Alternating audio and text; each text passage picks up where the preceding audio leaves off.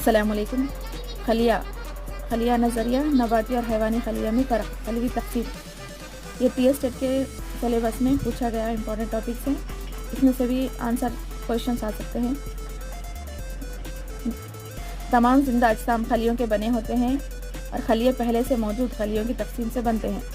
خلیوں کے ذریعے ہی عضوی اپنے افعال انجام دیتے ہیں. ڈی این اے، آر این اے، پروٹینز اور چربیاں خلیے کے اہم اجزاء ہیں. خلیہ تمام جاندار اجسام کی بنیادی شکلیاتی اکائی ہے. اس کے علاوہ یہ زندگی کی بنیادی اور تنظیم اکائی بھی ہے. ابتدائی نوات مرکزے میں مرکزہ جھلی غائب رہتی ہے. نباتی خلیوں میں خلوی دیوار سیلولوز سے بنی ہوئی ہوتی ہے جو خلوی جھلی کے باہر موجود ہوتی ہے. پلازما جھلی انتخاباً سرایت پذیر جھلی ہے. خلیے میں دو قسم کے پلاسٹڈز پائے جاتے ہیں، کروموپلاسٹڈ اور لیوکوپلاسٹڈ. خلیے ٹھوس یا مائعات کو ذخیرہ کرنے والی تھیلیاں ہیں.